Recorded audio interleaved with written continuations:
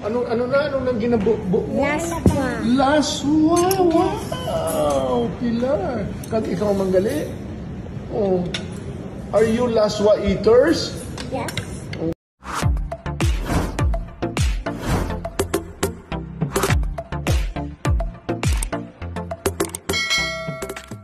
Ang mag-asawang Corina Sanchez at Mar Rojas super proud sa kanilang kambal na anak na sina Pepe and Pilar na gulay lover. Mula sa official Instagram account ni former Senator Mar Rojas ay proud at masaya nitong ibinahagi sa publiko ang isang maikling video clip nila together ng mga anak na sina Pepe and Pilar.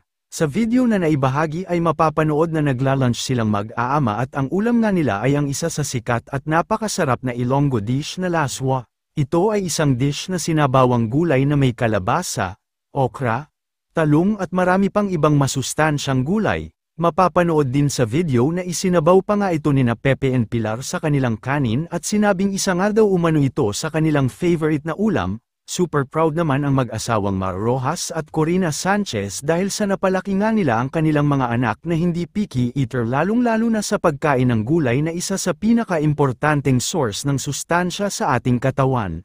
Kinatuwaan din ng maraming netizens ang kambal dahil sa wala nga silang kaarte-arte pagdating sa pagkain. Narito panuurin natin ang buong video.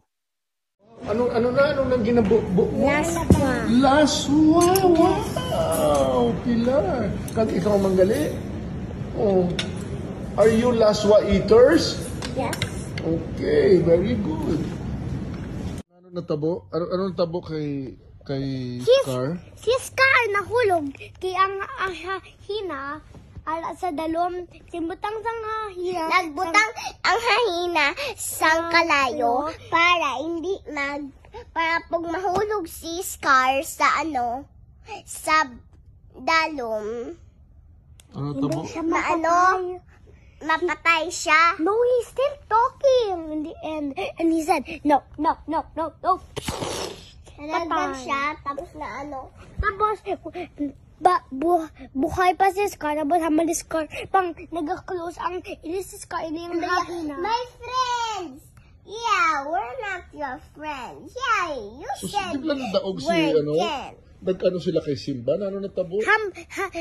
Oh, my friends. Yay! Hambalya.